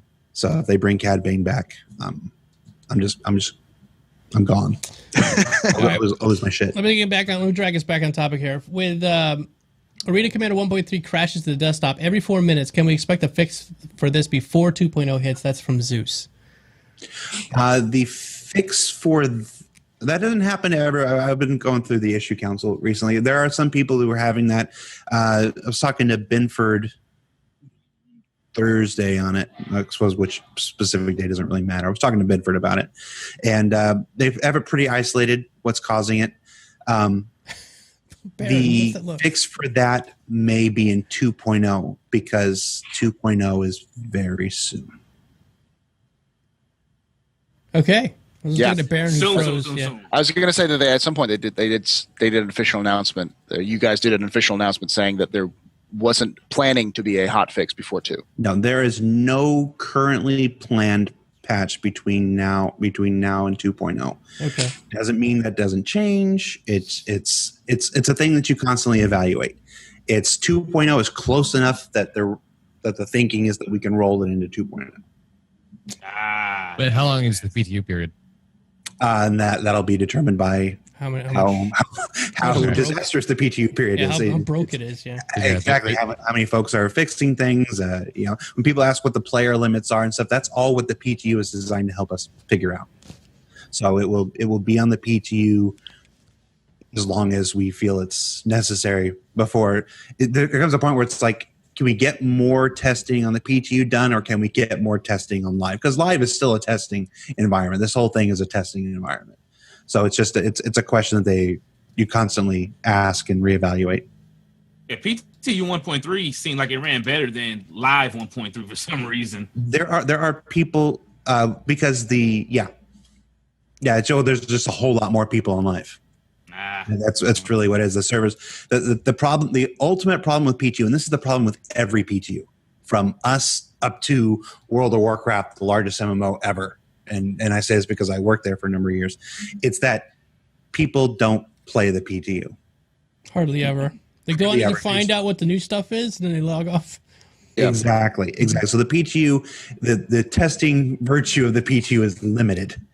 So there comes a point where you go, is this all that we can get out of the PTU? Yeah, probably. All right, let's stick it up on live and see what happens. What about this, Disco? What about if you came up with some kind of an achievement system or something that's, say, for players that really did play it, like somebody who did 5 bug reports that were actual valid bug reports? Give them like a little trophy or something. That might make people play it a little bit more. We've got something like that in the works. Okay. It has a name. We were discussing what the name should be for that. There's the subscribers have their own badge. That's a thing. If you watch the beginning of ATV or the end of any of our other shows, you see the ICC Stellar Surveyors. Mm-hmm. We're building kind of an in-fiction type thing for our subscribers, and we're going to do one for our bug testers as well. Great. We're still hammering out the name right now because it's a very contentious thing. I was going to add on to that question. I know that one of the reasons why that a lot of people don't download PTU and play it is because of how big the download is. Now, this has been discussed last week. We talked a little bit about this, but you may be able to update us. You may not be. But is there any kind of update to the Delta patching or anything else like that for those sort of things? The easiest answer. It's going to sound flippant, but this is the simplest answer. There's a reason why most people don't share the game in development. It's because this is the kind of thing that goes along with it. It's optimization is one of the very last things that happens in game development. Optimization and localization. Yes, every build that we're going to put out from now until whatever that mythical point is, where we're like, we're approaching release, whatever. It's going to be unoptimized, and I shouldn't say unoptimized. It's going to be less optimized than it could be. We have guys that do quite a bit of work to optimize. It's just when something's going to iterate, it's going to change. They're not done with this asset yet. You don't spend all that time optimizing when you're going to have to redo that work in another 4 days. So it's just tough. It's a constant back and forth. As far as the Delta patching, there's been some talk about that. Like I said, DevOps is moving to Frankfurt, so there may be some changes to the way that works.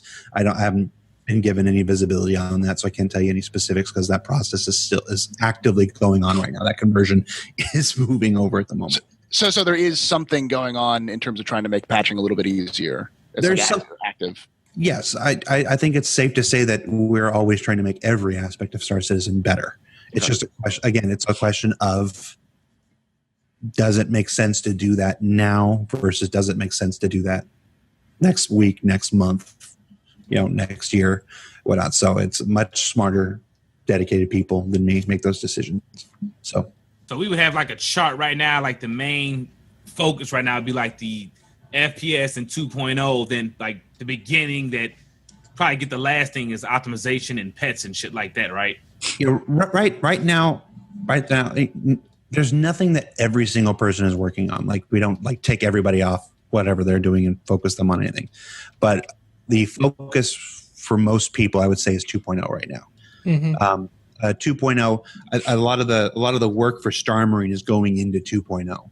So I don't know what that means for Star Marine's eventual release. Because Star Marine was a video game within, or what was Star Marine is a video game within a video game. So it was meant. The only reason Star Marine exists, there's a logo, there's a word for it, is because it was to be our testing bed for FPS, for the FPS mechanics. As we made tremendous progress with the PU, and that started coming along great. When we're like, oh crap, we're actually going to be able to put out a baby version of the PU here soon. A lot of those mechanics are being rolled into that. So I don't know.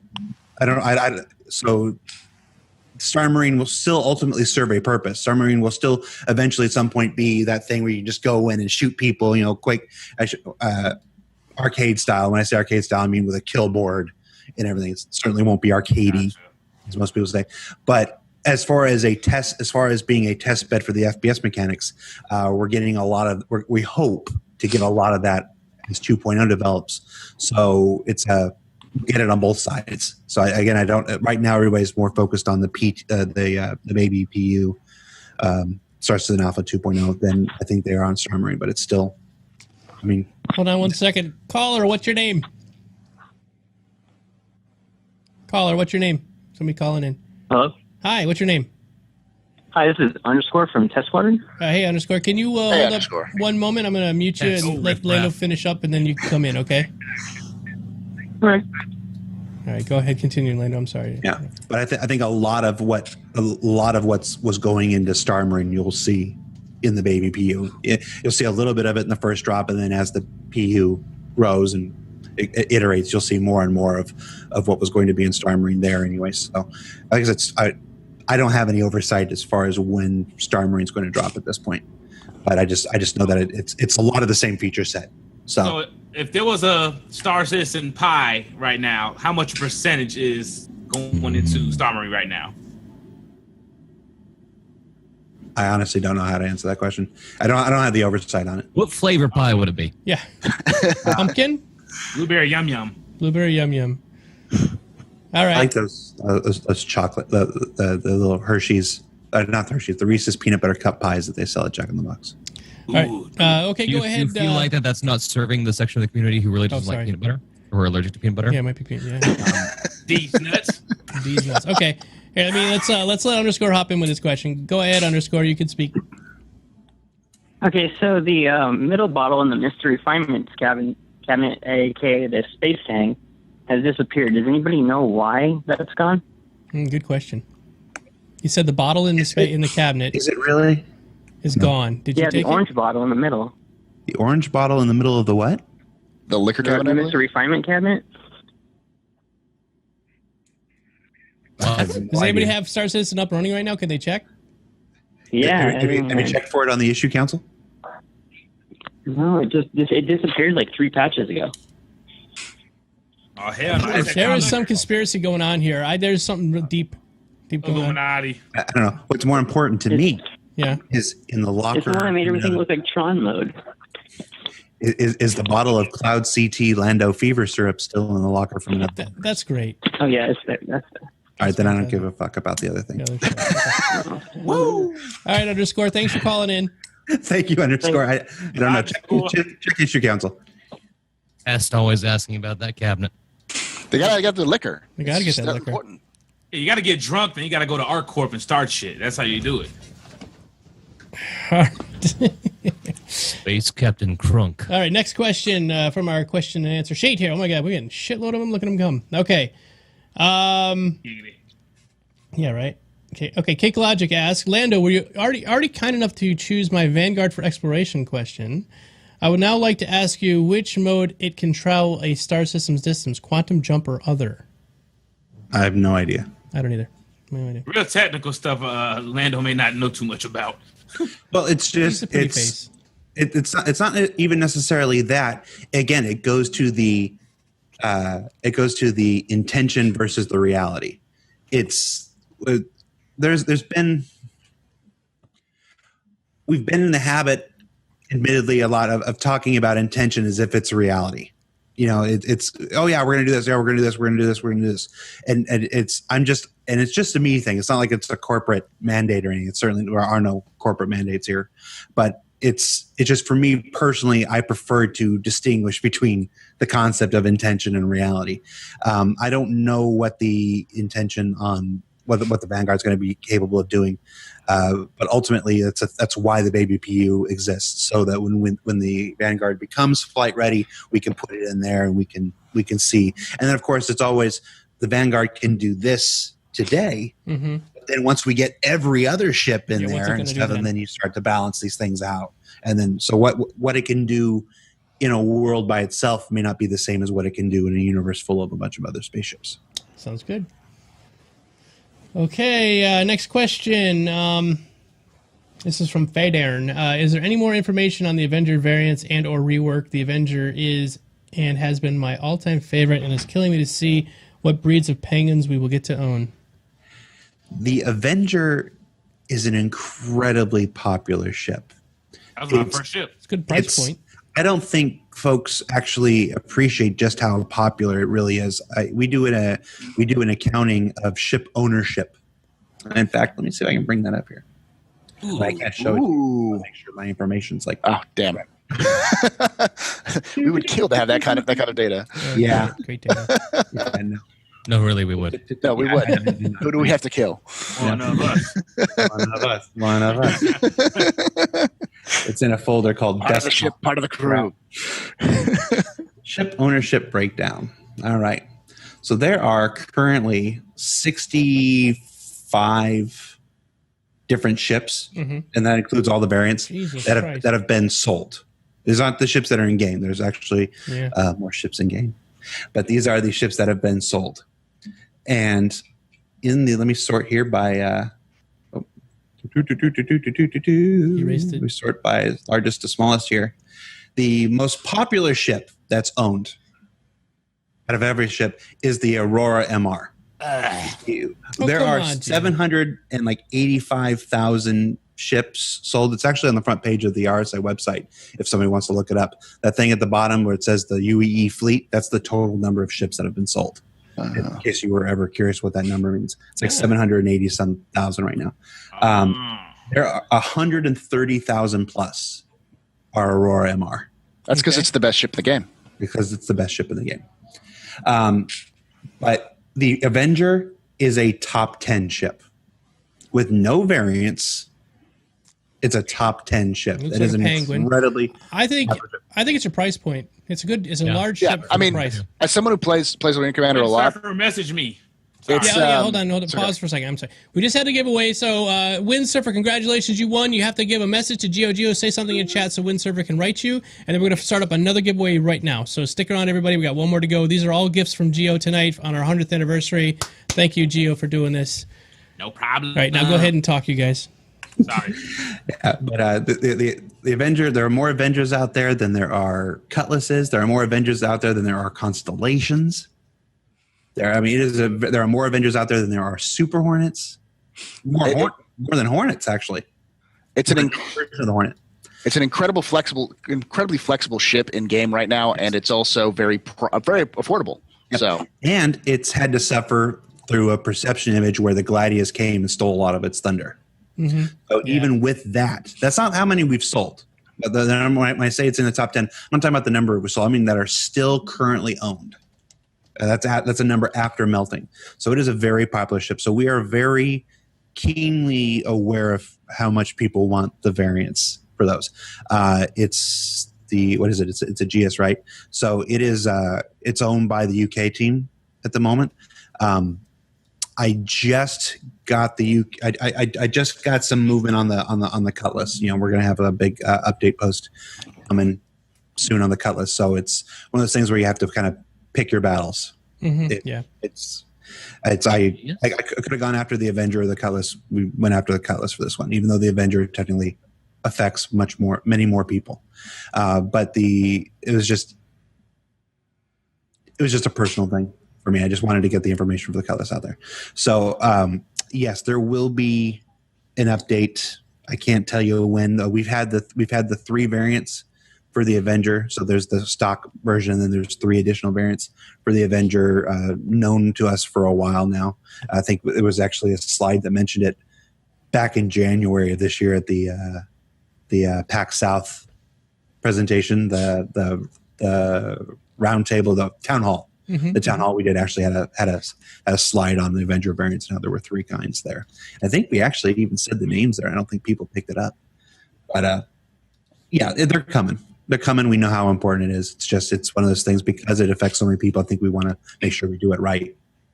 Well, since you got those stats up, I'm curious because, you know, everyone on these crazy articles go like, oh, yeah, everyone's buying a $350 ship. Like, what is the percentage? Like, Does a lot of people buy those when it comes out, or can you break them down by price point? I think he's asking. Like, is it a majority of the people are buying the mid-tier ships or the low tier or higher? Yeah, because you said everyone's buying like the Aurora and the Avengers. Like, what about the bigger, expensive ships? What I have here is ownership, not what's been sold. Okay. This is after taking into account melts. Yeah, because I melted down just about every ship in the game already. Because I keep buying them and get rid of them. What happens? The sales percentage is always skewed because there is a trend. It's unavoidable. It's definitely real. Where a new ship comes out and people melt. Mm-hmm. Every ship they've got. Every ship they own, and they buy the new ship. Yeah, I did it. Yeah, I miss some of my ships. They think better of it afterwards, and then that's why we've been overwhelmed with unmelt requests and whatnot. So they buy a ton of that ship so that they can change it to something else and keep the LTI on it. Exactly. That feature's coming soon, though, right? The unmelt feature. I heard you guys talk about on reverse. Not a traditional soon. It's coming. It's something we're investigating. Yeah, it's something we're still figuring out how to make it do. There's problems with. It's the same thing that's stopping a downgrade. Why CCU is only upgrade right now. It's taxes. It's refunding taxes gets really complicated, so especially with that. So it's harder to do downgrades and stuff. We're pretty certain it's possible. We've got solutions in mind. It's a thing where you definitely have to cross every single T that exists and dot every single I. I'm very excited about that feature because I have purchased pretty much every major ship that's ever come out for Star Citizen, and just like you say, I'm like, I can't really afford. I got a big list of unmailed, and I'm trying to. Yeah, and I would like to go through when I get a little money, and I'd like to go through and be like, okay, I can buy this one this week because it was my old ship and I got it back. Yeah, and to do any sort of automated system for it, it wouldn't be able to take into account prior CCUs. So you would be able to unmelt original existing pledges. So like if you bought a 300i and then you upgraded it later to a 325, but then you melted that whole package. If this system comes along, you would be able to recover the 300i. Okay. So you will still have to reapply whatever upgrades you had before. It's only $5 or whatever. It's not huge. In order to do an automated system, it can only create packages that exist. Gotcha. And then so as they exist in the store. Yep. That will be one of the limitations when this comes. If it comes, we hope it comes. Yeah, I feel bad for you guys in the European countries. That VAT is fucked up. Yeah, I'm pissed off, and I don't even live out there. That's bullshit. That's just one thing. It's everything has taxes. Crap. So it's always just cheeky. It's always just crazy. And anytime you're doing any kind of money refund, you have to be very, very careful and deliberate. Yep. Go back to something you said a minute ago. Okay. I've been saying Aegis this entire time, and you said it was Aegeus. Oh, there is. The writers, right? There is a right way to say things and a wrong way to say things, and the writers' way to say things. The writers and Chris love immersion so much that they foster the wrong way to say things because they like that everybody says things differently. It's one of the reasons we don't often correct people when they mispronounced Xi'an. And it is Xi'an. Xi'an is the official pronunciation. Right. I think you came on our show and told us that. Xi'an, matter of fact, it would say it's pronounced I was thinking so because in American it's Xi'an. All right, I'm just gonna say that American, Xi'an, John. But it's Xi'an. It's John. It's race John. We have our database of information, and there's a pronunciation guide, and that is the official pronunciation, Xi'an. But they like that everybody says it differently. Just like in real life. Exactly. They say they want that. And we say ideal. But I was in the Navy, and we had the Aegis destroyers. Yes. The Aegis missiles and Aegis. But so Chris pronounces it Aegeus on purpose? He pronounced it because that's how he learned it at some point in life. Oh, okay, fair enough. Then it's just that's you say things the way that you learn them, whether they're right or wrong most times. Yeah. So I think when you actually go to the Oxford Guide and you look at the original Greek pronunciation because it is a Greek word. Yep, it is. Yeah. The actual original Greek pronunciation is Aegis. Aegis, that's right. Yeah, it's the way it's supposed to be. Yeah. So that's the way it's supposed to be. But we always said Aegis. Yeah. Aegis. Aegis destroyers, Aegis destroyers, Aegeus.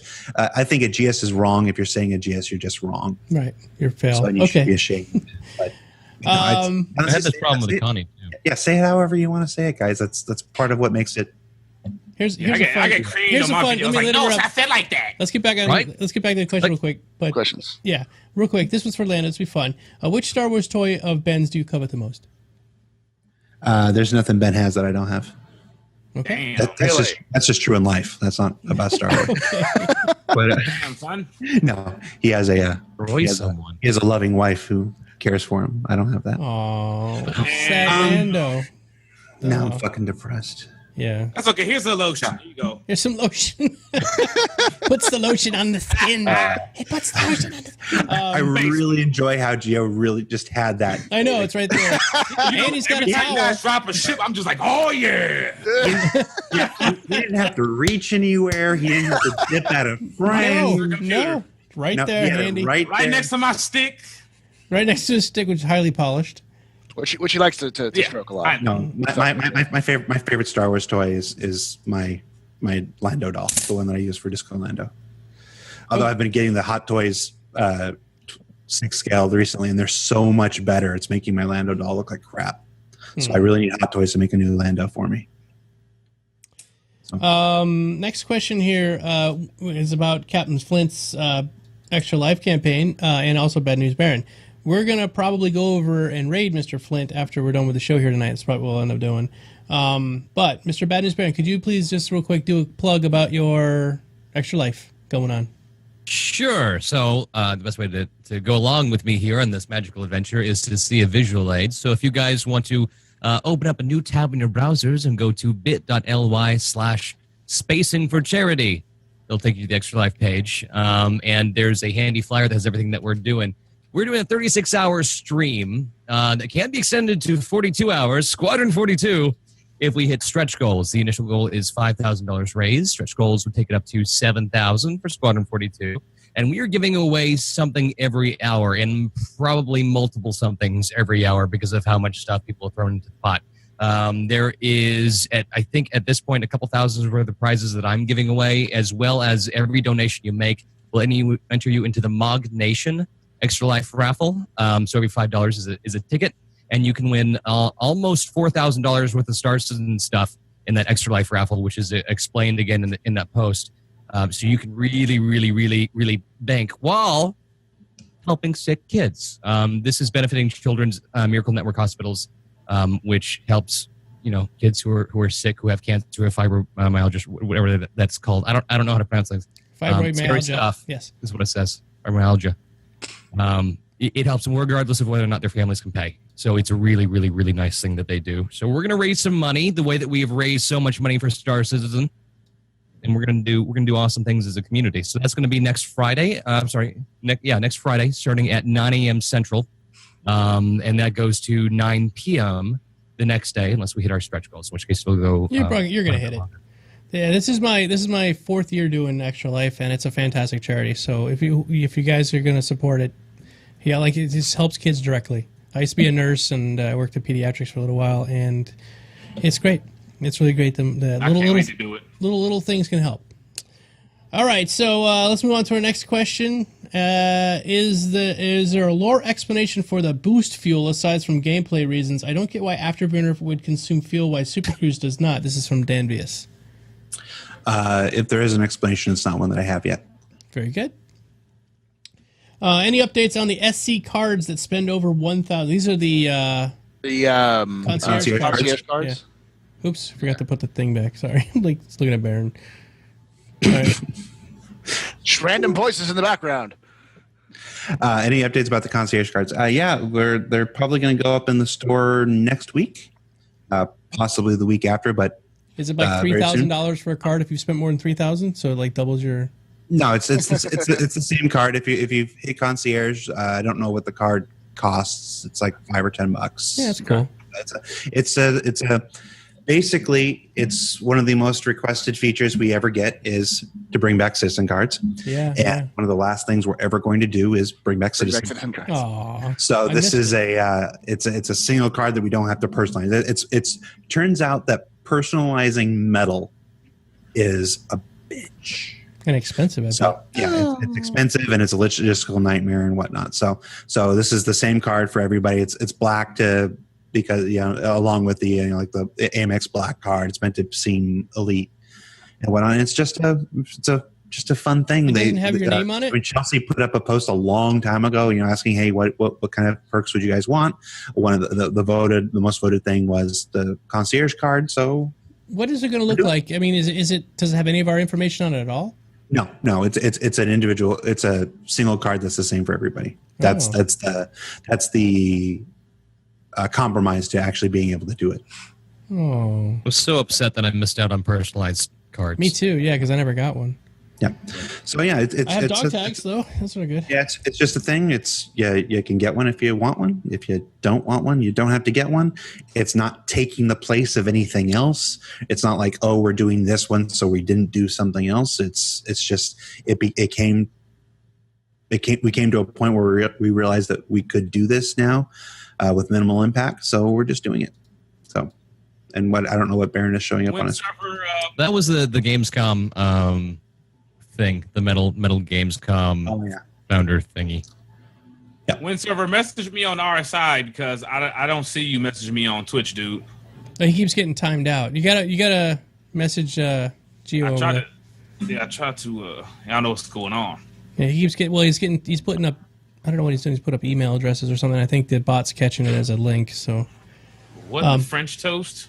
Okay, next question. Just hit me up on RSI. This one's from Obscure Hero. How do you release 2.0 if you keep adding new things that brings the possibility in for new blockers? It seems like trying to hit a moving target. The feature list for 2.0 keeps growing, and so the blockers will grow as you add new features. Why not feature lock, work on features, then release that build? New features go in later in Alpha 2.0X. Because there are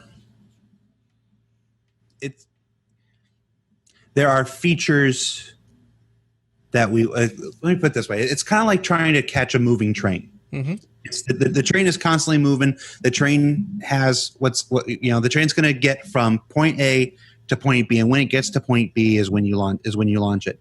If you can run along, if the feature a new feature is like somebody running along the side of the train trying to hop on, if it's something that can hop on and doesn't derail the train, then we put it in. Mm-hmm. It's a thing that it's something that we wanted. It's something that Chris wants, or the Aaron wants, or some designer or whatnot. It's if we can get it done in time, we can put it in, and it doesn't cause an issue. We put it in.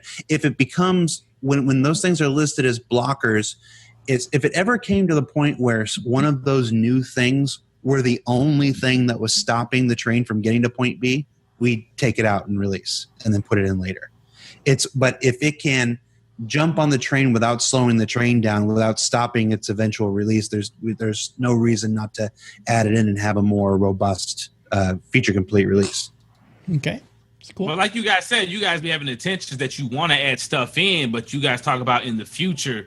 And I haven't really seen nothing too crazy. You guys have been sticking to the goals lately. Yeah. I mean, 2.0 will be essentially what you saw at CitizenCon. And there's a couple surprises in there, but for the most part, it is the gameplay that you saw at CitizenCon. Okay. So there aren't any. We're not talking about when you say adding features. We're talking about, oh, we got this gun working. Let's add that gun in. We're not talking about some crazy new gameplay aspect. It's not something that would derail the train or slow it down or stop it from making its destination. Next question is from Darkstar. Will 2.0 come out next on the PTU? This is to Lando. Nod your head if yes, shake your head if no. Next, as opposed to, I guess the next file that we get, the next release. Well, we answered that earlier. Right now, the absolute intention is that the next patch that you see will be 2.0. There you go. Doesn't mean that won't change, but it means that. But that is the intention. Okay. That is the plan. Question from Fastcard. Let's go around the room. This is for everybody. Let's start off with Geo. What is your favorite Star Wars video game? Mine is KOTOR. X-Wing versus TIE Fighter is a close second. Geo. Ooh. Put me in a tough one, man. It's somewhere between Jedi Academy or... not this Jedi Academy. That's my favorite. Jedi Academy? Yeah, all I'm right. sticking with that one, yeah. Next the whole up, Jedi Outcast series. Berserker, go. I have to go with the first one that really got me into Star Wars games, which would be the X-Wing versus, or not X-Wing, sorry, Rogue Squadron for the N64. Okay. Next up, Mr. Barron, go. Oh, no. There's too many. Too many. There were a lot. Too many. It's tough. You got Battlefront. That's another one. Yeah, that's not out yet. That's not quite out yet. Yeah. All right, Mr. Lando. Shadow of the Empire. Shadow of the Empire for Baron. Okay. Yeah. Shadow of the Empire and Rogue Squadron are both tremendous picks. And Oh, damn. I forgot about Rogue. yeah, Rogue Squadron and Shadow of the Empire, either one of those could easily be my favorite. But my favorite, when I say it's my favorite, I mean it's my favorite. It's the original sit-down arcade cabinet, the vector graphics. I spent a good portion of my childhood in that sit-down cabinet with the vector graphics made by Atari. I have little wooden models of the sit-down cabinet. That's how much I love it. And if I have my way, I will be buried in one as a casket. Oh, that's pretty awesome. Lando, can I ask how old you are? Yes, you can ask. How old are you? Are you in your 40s? I am not yet in my 40s. Okay. I am in my twilight 30s. Okay, because I'm in my 40s, and I remember that game. Exactly that game. I remember that game completely because my grandparents used to go bowling every week, and I was growing up with my grandparents, and they would give me a stack of quarters and send me into the arcade room in the bowling alley, and I played that, Tron, Dig Dug, and Pac-Man were the games I had in there, and I loved that Star Wars game. It was great. That Star Wars game is it? And the worst. There was nothing worse than getting to an arcade and finding out they only had the stand-up version. Yeah. Talk about first world problems. Exactly right. You're like, oh my god, you only have the stand-up Star Wars arcade. It had and it's been converted to Empire Strikes Back. Bullshit. Didn't it have a yoke too, or did it have joystick? Yeah, it had a yoke. Yeah, the stand-up had the same control scheme. It just didn't have a seat. Yeah, you need the seat though. Like the immersion, right? And we know Lando can't be over 30 because they don't hire anyone over 30. Right. He can't be over 30, so we know he's under. Gio, you have so much hate. Let it flow. Let it flow. Yes, this may come as a surprise to some folks, but you should not believe everything that you read on the internet. Oh, come on. Wow. I thought it was like the Bible or something. There. I never knew that. Spoilers. All right, we got like 15 minutes left, guys. The giveaway is almost over. We're going to a few more questions, and then we're going to GTFO. The other guy didn't hit me back up. I don't know what's going on with him, so that one may be still up for grabs. Dude, get back to Gio now. He's not gonna. I guess he's after the show. You're not gonna get the ship. So I'm sitting here looking for him. He's not hitting me up. So hit him up. All right. Next question here is this one's from Pepe.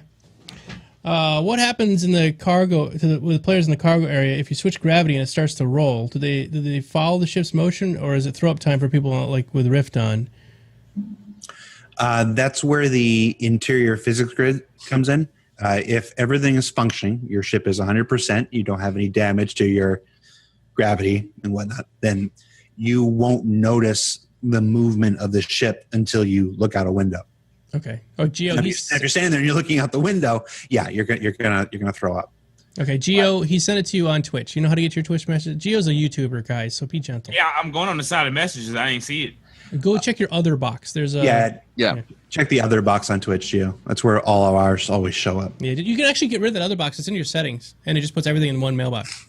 Because I used to lose shit all the time in the other box. Okay. Every time we do giveaways, it always shows up. Oh, my bad, dude. I'm an asshat. That's stupid. Why would they do that? No, that's stupid. That's not on you. That's on Twitch. Yeah, it's stupid. It's a stupid feature. It was a dumb idea because everything ends up there. So, like, what's the point? The fuck? And it's hidden. Yeah, you rarely get anything in the inbox unless you subscribe to somebody and they send a message. It's really the only way you're going to get it in your inbox. Otherwise, it ends up in the other. All right, sorry about that, Windsurfer. All right, this one is from The Seal. By the way, guys, we're going to take like another call, one more caller. So if you guys want to call in and actually talk to the official Disco Lando, not the copy, you can call no in. Substitutes. You can talk to him to face and actually call in to Radio StarCast. Call in to Radio StarCast tonight. We're going to have Disco Lando talking to all the guests. Thank you, everybody. The one and only. Friday. Sunday. Okay. I hate everything that's happening right now. I know, right? Yeah. You like the puking on the radio?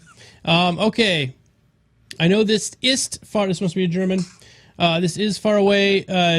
You say this even, but is Squadron 42 a worldwide release, or is it first English and a month later maybe the German France? Yeah, I figured he was German with the ist. Localization is one of the, like I said, localization is one of the last things that happens in game development. Squadron 42 will not be. You won't see. It's not going to be shared the same way that Star Citizen is. Where Star Citizen, you see how the sausage is made. You see every individual patch and whatnot. Squadron 42 will be a more complete release because we want to preserve the story and avoid spoilers and stuff like that. As to whether that includes localization, multiple language versions, I honestly don't know. We just not there yet. Okay. Good question, though. Next question here is from Handsome Devil. Does the melting of ships slow down the growth of Star Citizen? Is it slowing the profit because they're just recycling their money? No, I wouldn't think so. I mean, we got your money. You got our money, and the thing is honestly, this is a true story because I do this all the time. Every time a new ship comes out, especially a large one, I melt down a couple of my littler ones, and then I'll maybe melt down one of my larger ones, right? It's never a one-to-one, and there's this website I use called Video Hive where I can buy these videos. I can buy like elements for After Effects, and you can put in a certain amount of money, and there's always just a couple of bucks you're never quite there for. So what I mean is you could the item you want to buy is $14. You can only put it in increments of 20, so then you got $6 hanging out. So the next thing you want to buy is $15, and you have to put another 20 in because you don't have enough to. So you end up with like these odd things. So Star Citizen's the same thing. Every time I go get a new ship, the new ship comes out, I'm always like $15-20 off. So I end up just dropping another $15 or $20 just so I make up the difference, and now I've got the new ship. So they are always getting some more money from us, even unless it's a straight one-to-one meltdown. Yeah, it's very rarely a one-to-one. Yeah. So when people melt something, we usually make a little more money off of it. Yeah, so it's okay. It's a good. And then of course, when they come back and they want to unmelt later, they oftentimes they don't want to get rid of their new ship. They use it sort of like layaway. They add more store credit and they get their old ship back. That's what I wanted that for. That's exactly what I was talking about. Is I want to get some of my ships back, and they're sort of in that concierge layaway thing. And I'm like, I can get back my 890, which I like. Yeah, folks have turned unmelting into a ship layaway. It is. Well, you got rid of your 890? Yeah, I'm a space trucker. I really don't need it, but I do want to have a place for my whores and my space lube. So I would have nice gave jacuzzi. you cash for it. Oh, yeah, I got it. I got it with LTI as well. Hey, come on, dude! This thing was $700. It looks so cool. What's that? The Starfare looks so cool. I am excited. That was my very first dirty ship. tea. I was can't upstairs. wait. I got my lotion ready. Sit in it. I was upstairs with Zane. They're doing look dev on the UI for it. Yeah. It's it's important to remember that the UI for all the ships that are in Arena Commander now, it's really the same UI, just kind of recolored, with a different logo. There will be drastically different individual UIs for all of the manufacturers that go through. So he's look deving the MISC one, which is a lot of like 3D holograms and stuff. It's really cool. That is awesome. Alien. That was my very first big ship I bought.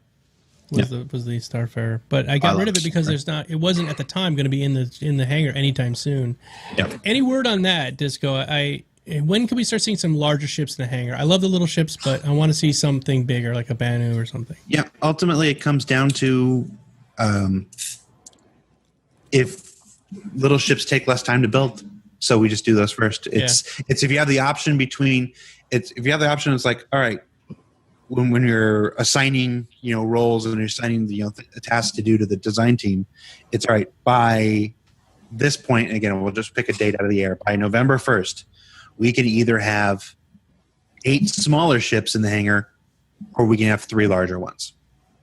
You go for the 8 because it affects more people. Because it allows us to explore 8 different types of flight models, of weapon balancing. So you just do the smaller stuff first. When are we going to get some love for us big ship guys with small penises? When is that coming in? Well, the Starfare is very, very, very, very close. Very, very close. Okay. Let's take 2 varies off of that. Wow, that's even more very, 2 close. for 2.0. No, not for 2.0. 2.0 confirmed. No, 2.0. And it seems like you guys are really just focused right now. It makes more sense to focus on the more combat-focused ships instead of like a merchantman that can come on later. That's the combat is going to be the hardest thing to balance. So that's why we have to do all the combat stuff first. So you'll get the Retaliator and you'll get the Andromeda for 2.0. It makes sense. What you're not the point saying. of flying around the whole seat to get wrecked. We're losing you, Gio. You're getting all roboto-y. And what I'm not saying is how much I enjoy Bad News Baron. At all. Definitely not saying that. I got you. He can feel you. All right, next question here is a good one because this affects me and everybody here who's a caster. Wait. This is a good question because it affects me. Yeah, I'm a little bit self-centered. Just making sure we're on the same page. Yeah, we are. Yeah. I mean, I love me, and you should love me. Everybody loves me. Everyone should love me. How much do you love me? It puts the lotion on the skin. So will there be an NDA for the first people on the PTU for 2.0? We're discussing that. I honestly don't know the answer to that at this point. No. Say no. It has to do. No. It. No. Here's the thing: the first version. The first version of the PTU will be so limited that I can promise none of you will be in it. So, but I'm just fucking with you. I honestly I don't know the answer to that. I was actually surprised by the NDA on the ArcCorp one. I didn't know that was coming ahead of time. It had been out there, and I jumped in and started up a stream. And I had a stream on CIG community going for 14 seconds before somebody goes, "We're not supposed to do that." I'm like, "Oh, never mind." That is that shirt came from Mark. Yes. Confirmed. Okay, confirmed. Okay, next question. Oh, by the way, there's only 1 minute left of this giveaway, guys. This is our last one. Then we're going to wrap it up. So this is our very last question. Let's see. Last question is: how far along is the freelancer redesign from Bangalha?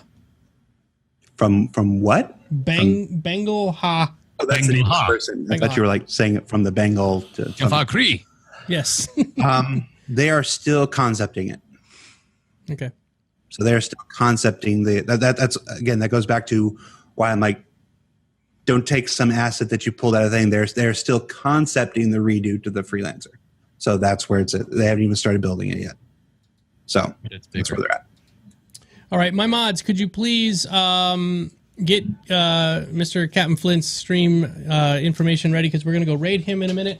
Let's go around the wood. Boba Fett has won the Avenger #2. Please, ! Claim Boba Fett. If anybody else claims it and you're not the winner, it will ban you. So don't do that. And Boba Fett is my favorite character in Star Wars. It was meant to be for you. It was meant to be Boba Fett. Lead X, Boba. Boba claimed it. Congratulations, Boba. You have won the Avenger #2. You guys, Gio, and you guys can hook up. Let's go around the room real quick. Yes. Bob Ross Barron. You want a 300 or Avenger? Oh, you want a 300 or Avenger? Let him know. I guess he's offering it to either one. Bad News Baron or Bob Ross Barron. Tell us a little bit about your channel and all that stuff. Even though people are putting messages in chat to @Bob Ross Barron, that does not highlight it for me because in fact I am Bad News Baron. You can find me at twitch.tv/badnewsbaron or Twitter, the Bad News Baron. Okay, awesome. Very good. Next question, Mr. Berserker. Or Berserker, tell us about yourself. Go. I'm a part of Bad News Gaming with that gentleman. He's the Bad head. Bad News Baron. And I stream sci-fi games, Star Citizen, Elite Dangerous, Kerbal Space Program. I stream Monday through Saturdays, 7 p.m. to 11 p.m. PST. And you can find me at twitch.tv/Berserker01 or on Twitter @Berserker01. All right. Thank you so much. And Mr. Gio? Let's log on it. Every time I go to switch to Gio. I'm Lord Sidious, actually, and I feed off your hatred. No, in all seriousness, Gio Get Money on Twitch and YouTube. Y'all can find me pretty much everywhere. Twitter, all that good stuff. Yeah, and Gio is the guy who gave away the ships tonight, so thank you so much for that, Gio. Very much appreciated, buddy. No problem. Wait till I get this raise. We're going to have some more ships when he gets that raise. More ships. That's why he's striking over there. You guys striking right now at the factory? Well, they're getting their shit together. They're talking about some big money and a big bonus. So okay, good. I got people to turn up in there. All right. And finally, last but not least, Mr. Disco Lando. Tell us a little bit about where people can watch you, what you do at Star Citizen, real quick. Go for it. Fuck all that. I'm hiding from all you. He's going to hide. That works. No, I'm on everything. I'm the community manager for Cloud Imperium Games. If you watch any of our video content, I'm the guy that's producing that stuff. And yeah, so just tune in to Reverse the Verse every week, Wednesdays at noon, or Thursdays at noon. See, I'm terrible at this. Thursdays at noon. Don't read a transcript. Watch the show. Watch the show. Definitely watch the show. Thanks, everybody. I don't care. This was our 100th episode tonight and Halloween as well, so I hope you guys had a good time. Great show tonight. I'll have it up on YouTube tomorrow probably, along with the audio-only version. So thanks, everybody, for coming by, and we will see you all next week around the verse. See you, everybody. Oh, wait, sorry. Trick or treat and go get candy. Yeah, trick or treat candy, but we're going to go raid Captain Flint right now. Let's go. I'm going to host him, and we're going to go raid him. He's doing a big charity stream. Okay, so thanks, everybody. We'll see you all pretty soon. Love your faces. Good night. Nice to be important. Bye-bye. More important to be nice. See ya. Bye.